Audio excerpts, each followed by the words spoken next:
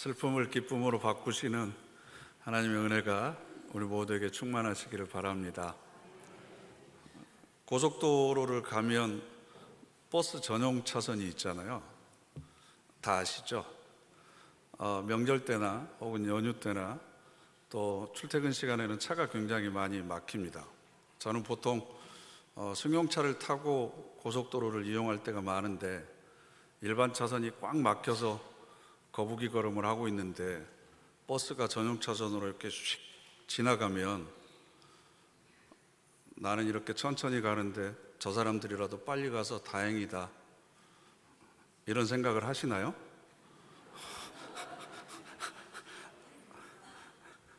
저하고 같은 생각이시죠? 가끔씩 물증은 없지만 분명히 6명 이상 안 탔을 것 같은 승합차들이 중간중간에 이렇게 지나가는 걸 보면 저거 반드시 엑스레이로 찍어야 돼, 그래가지고 단속해야 돼 라는 마음을 저만 하는 거죠. 반대로 어쩌다가 제가 승합차를 타거나 버스를 타고 전용 차선을 이렇게 가는데 승용차들이 일반 차선에서 꽉 막혀서 꼼짝 못하고 있는 걸 보면 참 안 됐다, 힘들 텐데 언제 목적지에 도착하려나, 지치지 않고 잘 가셔야 될 텐데, 이런 생각 안 하시죠? 쌤통이다, 뭐하러 바쁜데 나와가지고 이렇게 고생하냐, 내가 먼저 간다, 천천히 와라, 이러면서 가시잖아요. 이런 얘기를 하면 우리 교회에서 제가 제일 나쁜 사람인 것 같고 저만 못된 마음을 품고 있는 사람인 것 같아서 항상 손해볼 때가 많이 있습니다. 그러니까 남들이 안 되는 것을 동정하지는 못할 망정 오히려 즐거워하고 비교해가지고 조금이라도 내가 더 나으면 그것 때문에 쾌감을 느끼고, 이런 못된 심보가 우리들 안에 있습니다. 그리고 그것이 이제는 만성이 돼서 그런 것을 느끼는 자기의 마음이 얼마나 고장나 있는지, 얼마나 못된 것인지를 전혀 생각하지도 않습니다. 그래서 모든 신앙의 출발점은 사실은 자기의 내면, 자기의 마음의 상태를 돌아보는 것에서부터 시작을 합니다. 그래서 사실은 고속도로를 갈 때마다 양심의 위반 딱지를 저는 매번 뗍니다. 내가 또 양심에 더 거리끼는 마음을 품고 있구나. 다른 사람이 잘 되는 거 그걸 이렇게 축복해주고, 또 혹시나 나보다도 못한 처지에 있으면 좀 잘 되기를 바라는 마음으로 기도해주고 그래야 되는데 여전히 내 안에 이 못된 마음이 여전히 자라나고 있구나. 사소한 것까지도 우리가 그러는데 만일 이해관계가 얽혀있는 문제라고 한다면 그때는 가감없이 우리의 본능이 나오잖아요. 감춰져 있던 것들이 다 포장을 벗고 얼굴을 내밀게 되어 있습니다. 그런데 하나님께서는 우리에게 기뻐하시는 것이 우리가 드리는 제물보다 상하고 통회하는 심령을 더 기뻐 받으신다고 그랬습니다. 우리가 거룩한 주일날 지금 예배 드리고 있는데 여러분들의 마음은 지금 무엇 때문에 상한 마음을 가지고 계십니까? 지금 무엇 때문에 여러분에 대해서 슬퍼하는 마음을 갖고 계십니까? 물질이 없어서, 사람들이 나를 알아주지 않아서, 내가 원하는 욕구가 채워지지 않아서 그것 때문에 애타하고 슬퍼하는 마음을 가지고 있지만 자신의 더럽혀진 내면과 그리고 여전히 하나님의 기대에 못 미치는 자신의 신세를 슬퍼하면서 하나님 앞에 통회하고 상한 마음을 우리는 갖지 않습니다. 그러다 보니까 예배를 수십 번, 수백 번 반복해서 드리고 있음에도 불구하고 여전히 우리들의 마음 상태는 그리스도의 마음의 발 뒤꿈치도 쫓아가지 못하고 있습니다. 사도 바울이 로마서 12장 2절에 이렇게 권면합니다. 너희는 이 세대를 본받지 말고 오직 마음을 새롭게 함으로 변화를 받아. 우리가 변화를 받아야 되고 우리가 새로워져야 되는데, 하나님 내 주변에 있는 환경 좀 새롭게 해주세요, 내 삶의 조건 좀 바꿔주세요, 나하고 친한 저 사람 좀 바꿔주세요, 그게 아니고 오직 내 마음이 먼저 새롭게 변화를 받아야 된다. 그래야만 나를 향하신 하나님의 선하시고 기뻐하시고 온전하신 뜻이 무엇인지를 우리가 깨달을 수 있다는 거죠. 그런데 우리의 마음이 새로워지지 않았기 때문에 우리를 향한 하나님의 뜻이 무엇인지도 사실은 분별하지 못하고 있습니다. 그래서 우리들의 신앙이 20년, 30년이 지나도 여전히 다람쥐 쳇바퀴 돌듯이 그 자리에 머무는 것 같아요. 그래서 우리가 몇 주 전부터 예수님께서 하신 말씀 산상수훈, 그 중에서 가장 중요한 팔복의 말씀을 하나씩 하나씩 묵상을 하고 있습니다. 그 시작이 심령이 가난한 사람들, 직역을 하면 영적으로 가난한 사람들입니다. 내가 얼마나 내 안에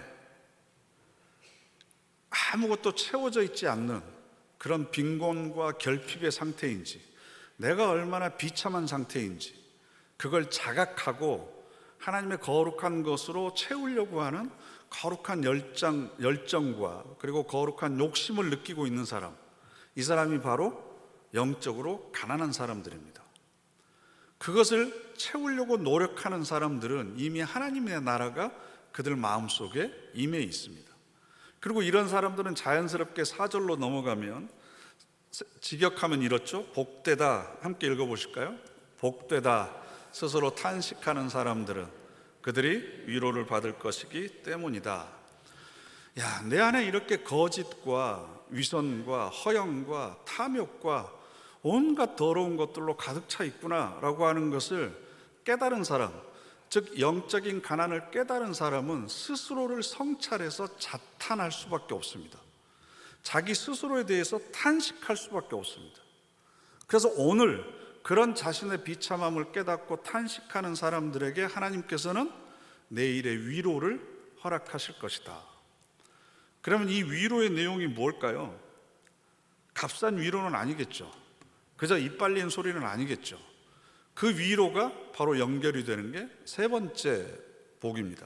그래서 오늘 우리가 읽은 5절 말씀을 보면 온유한 자는 복이 있나니 그들이 땅을 기업으로 받을 것이며, 이 원문을 직역하면 이런 뜻입니다. 함께 읽어보실까요? 복되다 온유한 사람들은, 왜냐하면 그들이 땅을 상속받기 때문이다.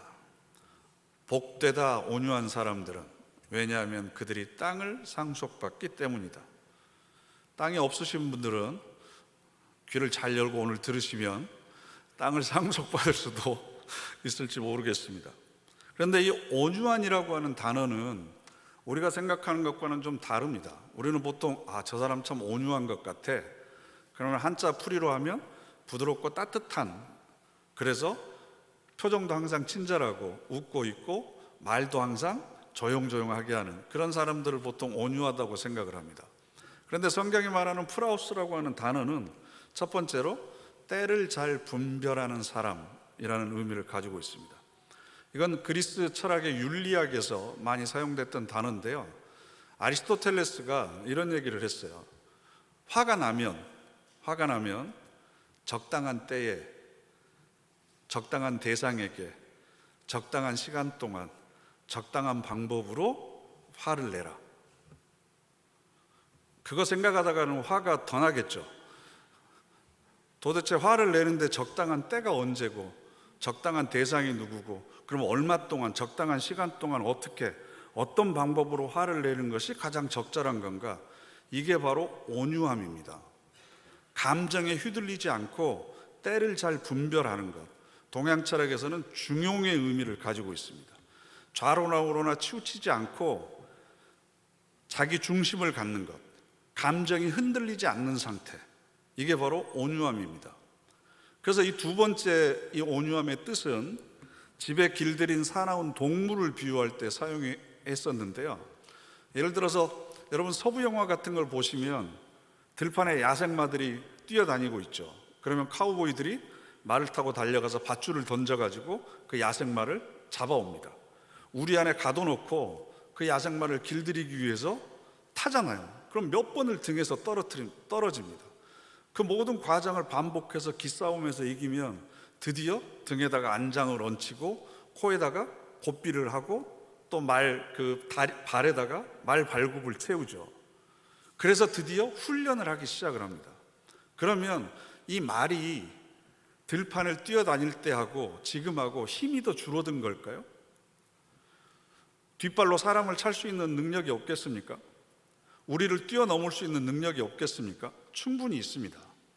그런데 이제는 주인을 만났으니까 그 주인에게 내가 길들여져서 내가 가지고 있는 힘을 주인의 뜻에 따라서 잘 조절해서 쓸 수 있는 능력, 이게 바로 온유함입니다. 내 뜻이 있습니다. 내 감정이 있고 내 생각이 있습니다. 그런데 내 감정대로 내 힘을 사용하는 것이 아니라 주인에 의해서 길들여져서 사용되는 상태, 이게 바로 온유한 상태를 이야기합니다. 그래서 예수님께서 이 온유함이라고 하는 단어를 사용하셨을 때 시편 37편에 있는 말씀들을 학자들은 이야기합니다. 시편 37편 11절에 그러나 온유한 자들은 땅을 차지하며 풍성한 화평으로 즐거워하리로다. 그래서 예수님께서 말씀하신 이 온유한이라고 하는 단어는 말이 주인의 뜻에 의해서 힘을 골고루 사용할 수 있듯이 하나님이 내 삶의 주인이시라고 하는 것을 신뢰하고 인정하면서 거기에 복종하는 태도, 이게 바로 온유함이다. 그러면 시편 37편에 나와 있는 이 온유한 자들이 땅을 차지한다고 그랬는데 시편 37편에는 어떻게 기록되어 있냐 그러면요, 온유한 사람은 여호와를 의뢰하고 선을 행하는 사람, 여호와를 의지하면서 행하는 사람, 내 길을 여호와께 맡기고 그를 의지하는 사람, 여호와 앞에 잠잠하고 참고 기다리는 사람, 이 사람이 바로 온유한 사람입니다. 뭐 다 맞는 얘기죠. 나도 그렇게 살았으면 좋겠죠. 온유하다, 이걸 한 문장으로 정리하면 이런 뜻입니다. 나에게 주신 감정과 능력과 삶의 모든 자원을 내 의지나 내 판단이나 혹은 내 본능대로 사용하는 것이 아니고 하나님의 뜻에 맞게 절제해서 사용하는 겁니다. 하나님을 우리가 주님이라고 부르잖아요. 주님이라는 호칭은 당신이 내 삶의 주인이십니다. 내 삶의 모든 것이 당신에게 달려 있습니다. 당신이 모든 것을 마음대로 하실 수 있는 권한이 있습니다 라는 것을 우리가 인정하는 겁니다. 그래서 우리가 주님이라고 부르는 겁니다. 그런데 실제로는 모든 결정과 선택을 하는 데 있어서 우리가 주인의 뜻을 물어봅니까? 주인의 뜻대로 내 물질을 어디에다 사용할지, 내 힘을 어디에 사용할지, 내 감정을 어디에 쏟아야 될지를 주인의 뜻에 따라서 우리가 결정을 합니까? 하지 않습니다. 왜 그럴까요? 온유하지 않습니다. 왜 온유하지 않을까요? 탄식한 적이 없습니다. 왜 탄식한 적이 없겠습니까? 내가 영적으로 얼마나 가난한지를 모릅니다. 내 안에는 거룩한 것이 하나도 없구나. 내가 이렇게 비참한 존재구나. 내가 아무리 선한 의도를 가지고 하나님을 위해서 혹은 다른 사람을 위해서 섬기고 사랑한다고 하더라도 내 안에서 나올 수 있는 것은 쓰레기밖에 없구나. 내가 거룩한 표정으로 지금 하나님 앞에 앉아서 예배를 드리고 있지만 내 마음과 생각은 여전히 하나님을 향해서 집중해 있지 못하고 여전히 이기적인 나 중심의 예배를 드리고 있구나. 진실하게 하나님 앞에 1대1로 정직하게 대면해야 되는 기도의 그 순간에 마저도 여전히 하나님 앞에서 자신을 포장하고 위장하고 있구나. 다른 사람을 내가 위한다고 내 물질을 내놓고 헌신하고 섬기는다고 하지만 여전히 사람들로부터 인정받고 칭찬받고 싶고 니들은 안 하지, 나는 그래도 이건 해. 니들은 모르지, 나는 이거 알아. 우월감과 과시욕을 충족시키기 위해서 하고 있는 거구나. 정말 내가 내 사랑하는 가족들이나 자녀들을 위해서 하는 모든 사랑의 행위들도 사실은 그 속에 보상받고 싶어하는 기대 심리가 있고 내 욕심을 채우고자 하는 것이 있고 다른 사람의 아픔에 내가 동정하는 것 같지만 사실은 그것 때문에 내가 겪게 될 불편을 먼저 생각하는 이기적인 속마음이 있고 내 안에 이렇게 더러운 것들로 가득 차 있구나. 아무리 내 안에서 선한 것을 끄집어내려고 해도 현미경이나 돋보기를 가지고 내 안에서 선한 것을 찾으려고 해도 내 안에는 어떤 그 선한 것도 찾을 수가 없구나. 그 가난함을 깨닫고 하나님 앞에서 통곡하며 탄식해 본 사람은 어떻게 남은 자기 인생을 내 경험과 내 지식과 내 계획과 내 뜻대로 마음대로 삶의 자원들을 사용하려고 하겠습니까? 내 안에서 선한 것이 나올 수 없다는 걸 절실하게 깨달았는데, 나는 선한 것, 거룩한 것을 만들어낼 수 있는 능력이 전혀 없다는 것을 뼈저리게 느끼고, 그렇게 많은 시행착오를 20년, 30년 살아온 동안 계속 한 사람이 여전히 앞으로 삶의 계획을 세울 때도 내가 살아보니까 말이야, 내 경험으로는, 내 지식으로는 이건 이렇게 해야 돼 라는 얘기를 어떻게 할 수 있습니까? 그건 탄식하지 않은 거죠. 온유해지지 않은 거죠. 아직도 내 영적인 상태가 어떻게 된 건지 모르는 겁니다. 그러다 보니까 하나님의 뜻이 무엇인지에 대해서 궁금하지 않습니다. 왜? 내 뜻과 내 생각대로 결정하고 판단하고 선택해서 살아도 그래도 이 정도는 된다고 생각하기 때문에, 자기가 그래도 꽤 괜찮은 사람이라고 믿고 있기 때문에 그렇습니다. 그래서 우리는 경력이나 직분이나 행위나 업적으로 자신의 삶을 치장하려고 노력합니다. 베드로 사도가 이런 말을 했습니다. 베드로전서 3장 3절부터 4절까지 있는 말씀 함께 읽어보실까요? 너희의 단장은 머리를 꾸미고 아름다운 옷을 입는 외모로 하지 말고 오직 마음에 숨은 사람을 온유하고 안정한 심령에 썩지 아니할 것으로 하라. 이는 하나님 앞에 값진 것이니라. 아멘. 머리 꾸미고 외모 꾸미고 그러지 말고요, 이 표현이 너무 기가 막힌데요, 오직 마음에 숨은 사람, 우리 속 사람을 이야기합니다. 눈에 잘 보이지 않습니다. 우리 마음에 숨은 사람을 무엇으로 치장하라고요? 온유함으로 치장하라는 겁니다. 온유함으로. 우리 마음을 내가 결심하고 내가 결단해서 다스리려고 하지 말고 하나님께 모든 걸 맡겨서 내 속사람을 다스리라는 겁니다. 그래서 예수님께서는 마태복음 11장에서 이렇게 권면합니다. 나는 마음이 온유하고 겸손하니 나의 멍에를 보고 내게 배우라. 그리하면 너희 마음이 쉼을 얻으리니. 여러분, 지금 마음이 쉼을 얻고 있는 상태세요? 여러분, 마음이 지금 평화로우세요? 그러면 나를 평화롭지 못하게 만드는 사람들이 있죠. 그런 환경들이 있죠. 그럼 그 사람 때문에, 이런 문제 때문에 내가 지금 마음이 쉼을 얻지 못하는 게 아니고, 아직 예수님의 온유함과 겸손함을 내가 제대로 배우지 못해서 그렇습니다.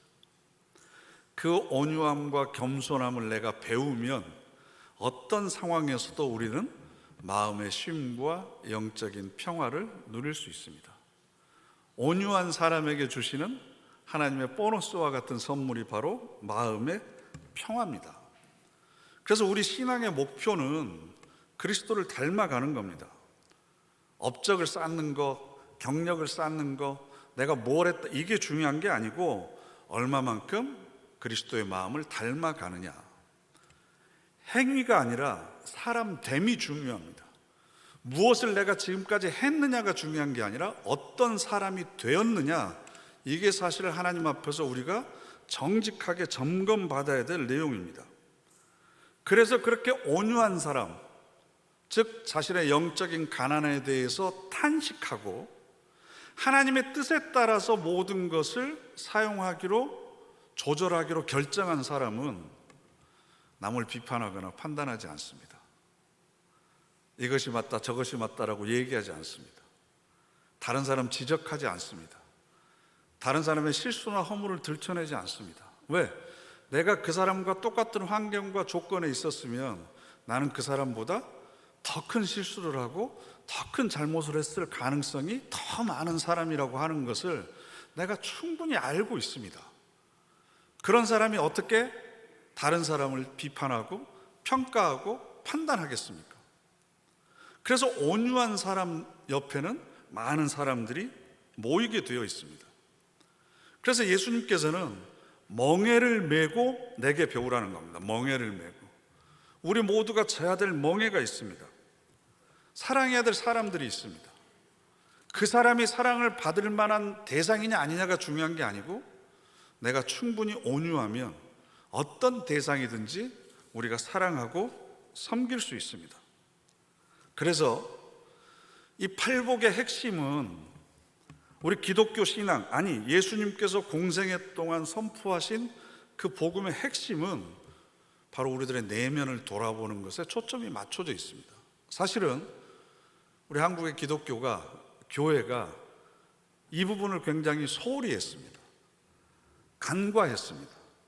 그래서 어떻게 하면 내가 원하는 것을 하나님의 능력을 통해서 얻어올 수 있을까, 가져올 수 있을까만 초점을 맞췄고, 그래서 많이 가져오면 복받은 것이라고 간증하고 자랑했지만, 그 모든 삶의 과정을 통해서 내 내면이 어떻게 변화되었는지에 관해서는 별로 관심이 없었습니다. 예수님께서 마태복음 5장 48절에 그러므로 하늘에 계신 너희 아버지의 온전하심과 같이 너희도 온전하라. 이게 우리 신앙생활의 목표입니다. 레위기 19장 나 여호와가 거룩하니 너희도 거룩하라. 이게 우리의 목표입니다.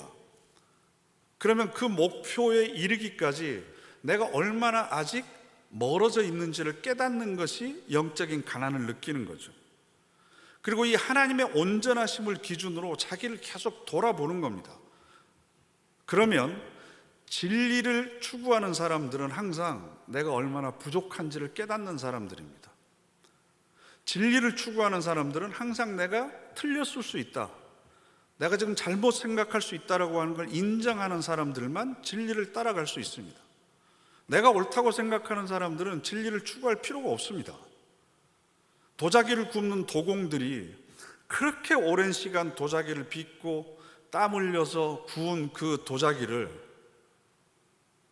한순간에 망치를 들고 깨버리잖아요. 저는 그거 볼 때마다 너무 아까워요. 차라리 그럴 거면 놔주지, 그걸 왜 그걸 깨서 버리는지. 그거 여러분이나 저나 똑같다니까요. 근데 도공에게는 완벽함의 기준이 있습니다. 그 기준에 미치지 못할 때는 철저하게 깨트려 버립니다. 사실은 그것은 도자기를 깨트리는 것이 아니라 자기 자신의 부족함을 깨트리는 거죠. 완벽함에 도달하지 못하고 있는 스스로를 깨트리는 겁니다. 이 깨트림이 없이는 온전해질 수 없습니다. 이게 바로 우리 신앙인들이 자기를 부정하는 겁니다. 자기 십자가를 지고 자기를 부인하고 예수님의 뒤를 따르는 겁니다. 이렇게 살아가는 사람들에게 예수님께서는 5절 후반부에 이런 보상을 약속하십니다. 그들이 땅을 기업으로 받을 것이며, 직역하면, 왜냐하면 그들이 땅을 상속받을 것이기 때문입니다. 우리 성경에는 기업이라고 하는 단어가 있어서 무슨 대기업, 중소기업을 생각하실 수 있는데, 이 원래 클레로노메오라고 하는 단어는요, 상속받다, 그러니까 땅을 하나님으로부터 우리가 상속받을 것입니다. 그런데 여기서 말하는 땅이라고 하는 것도 물리적 공간의 땅을 이야기하는 게 아닙니다. 그러면 이 세상에 땅 많은 사람들은 온유한 사람들이고, 저같이 바늘 하나 꽂을 땅이 없는 사람들은 온유하지 못해서 하나님께서 안 주신 건가요? 여기서 말하는 땅은 마태복음 6장 10절을 보면 뜻이 하늘에서 이루어진 것 같이 땅에서도 이루어지다. 하나님의 뜻이 실현되는 장소, 하나님의 통치가 실현되는 장소, 하나님의 거룩한 영이 임재하시는 장소, 그것이 바로 땅입니다. 하나님의 나라입니다. 그래서 영적으로 가난한 사람들은 복되다. 왜냐하면 하나님의 나라가 그들의 것이기 때문이다. 하나님의 땅을 우리들에게 주신다라는 겁니다. 그렇게 하나님의 통치 가운데서 하나님이 내 삶의 주인이 되신 것을 인정하고 그 하나님의 뜻에 따라서 모든 것을 바라보고 선택하고 결정하는 사람들은 차원이 좀 다르지 않겠습니까? 그런데 마태복음 21장을 보면 대제사장들과 서기관들과 바리새인들이 예수님 앞에 나옵니다. 그들 앞에서 예수님께서 이런 말씀을 하십니다. 내가 진실로 너에게 이르노니 세리들과 창녀들이 너희보다 먼저 하나님의 나라에 들어가리라. 여기서 너희는 서기관과 바리새인들과 대제사장들을 지칭합니다.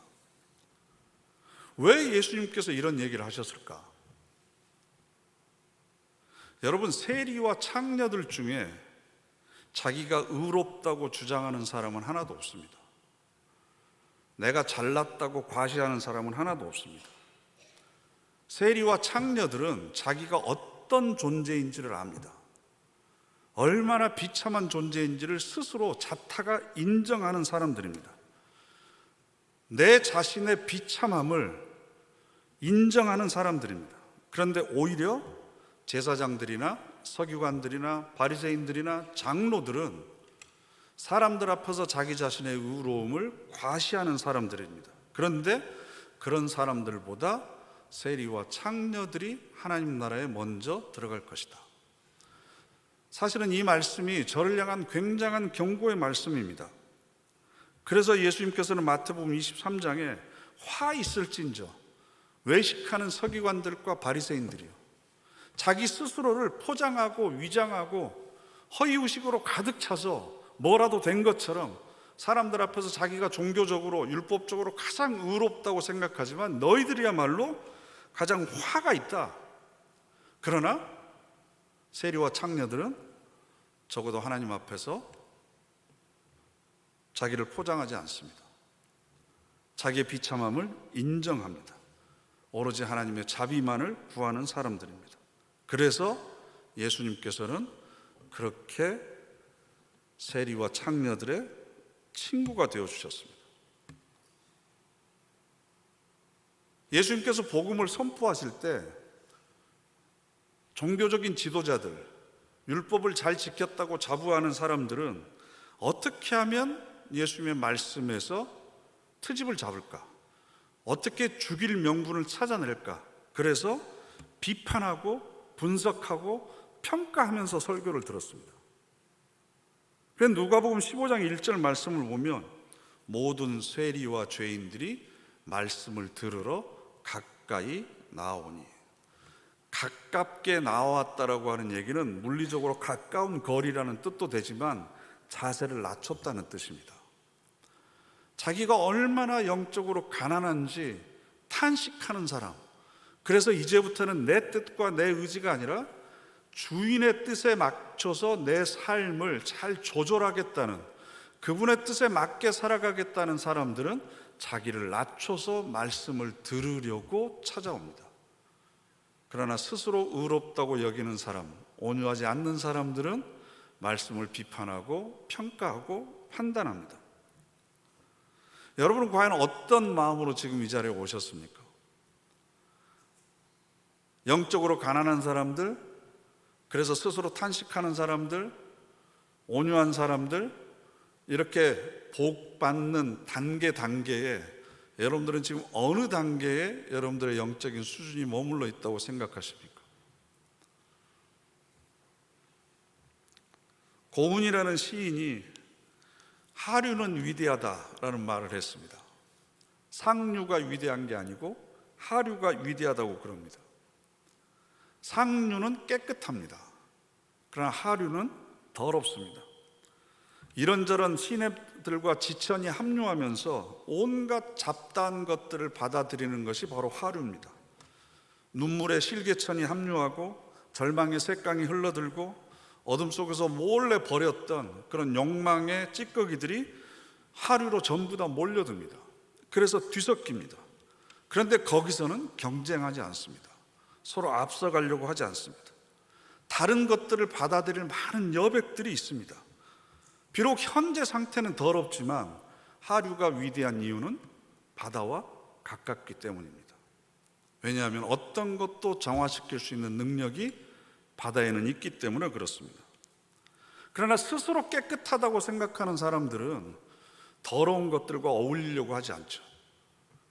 그래서 율법을 기준으로 의인과 죄인을 나눴습니다. 정결한 것과 부정한 것을 나눴습니다. 하나님의 사람과 이방 사람들을 나눴습니다. 그래서 분리했습니다. 그래서 자기들의 차별성을 돋보이게 하려고 했습니다. 그러나 예수님은 그런 사람들의 친구가 되지 않았습니다. 온유한 사람들, 하류에 있는 사람들, 더러워진 것 같지만 그 안에 있는 모든 더러운 것들을 발효시키고 곰삭힐 수 있는 효모가 있는 사람들, 그게 바로 예수 그리스도의 마음을 품고 있는 사람들. 그 사람들은 모든 사람들을 다 받아들일 수 있습니다. 모든 것을 다 품을 수 있습니다. 그래서 저는 우리 능동교회가 그런 온유한 사람들이 상속받는 땅이 되었으면 좋겠습니다. 온유한 사람들의 마음 그 자체가 사실은 이 세상을 지탱하는 땅이 되는 겁니다. 여러분, 힘겹고 버거운 삶을 살아가면서 지쳐있는 영혼들이 참된 안식을 누릴 수 있는 땅이 어디 있겠습니까? 바로 온유한 사람들을 만나는 겁니다. 어떤 허물이나 더러운 것들도 다 이렇게 받아들여 줄 수 있는 사람, 내가 잘못했다고 화를 내거나 핀잔을 하거나 내가 죄인이라고 나를 멀리하지 않고 하나님의 마음을 품고 내 감정을 조절하고 그 사람을 사랑의 마음으로 대접할 수 있는 사람, 이 사람들이 있기 때문에 사실은 이 땅이 지금도 유지되고 있는 거죠. 그리고 그런 공간이 되었으면 좋겠습니다. 그래서 우리끼리 모여서 네가 잘났네 내가 못났네, 그러면 좋은 얘기네요.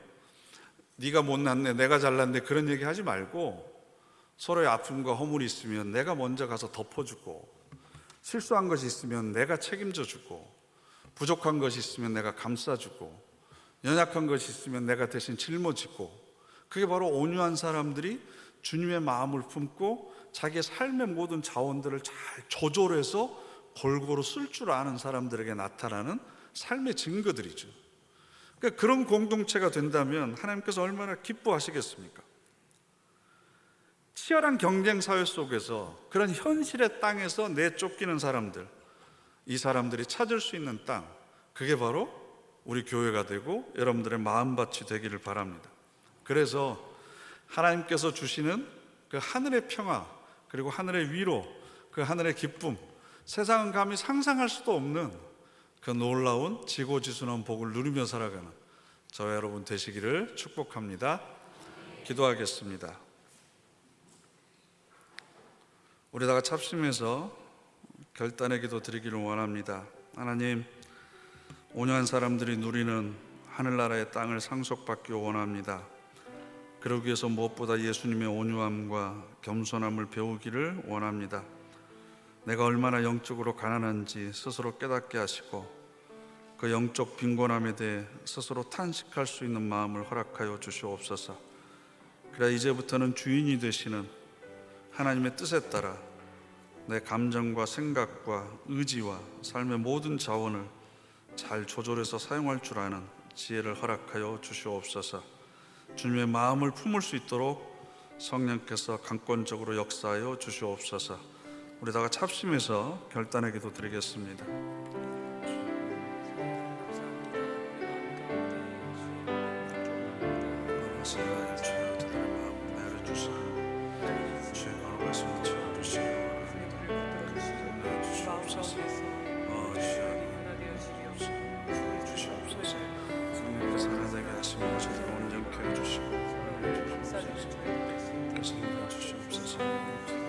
주님 안에서 우리에게 만드는 생명이 있음을 고백합니다.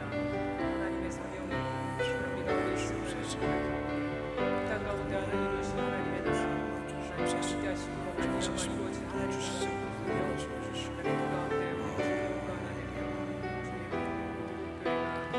교회가 하나님의 사랑이 넘쳐나는 주님의 수고로 주옵소서. 구별되어 지금 지켜지는 우리들의 하나님 기도하는 가운데 우리 주님과 하나님을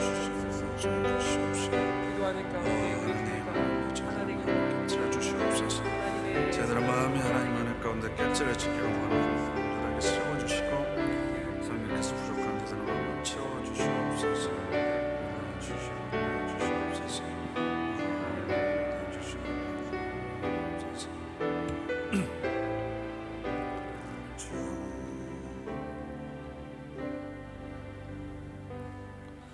거룩하신 하나님, 온유한 자들에게 허락하신 그 하늘나라의 땅을 소유하며 살아가기를 원합니다. 주님의 마음을 저희들이 품기를 원합니다. 주님의 멍에를 메고 온유함과 겸손함을 배우게 해주셔서 많은 사람들에게 평안을 줄 수 있는 하나님 나라의 땅이 되게 하여 주시옵소서. 능동교회를 그렇게 세워주시고 복의 복을 허락하여 주시옵소서. 예수님의 이름으로 기도드립니다. 아멘.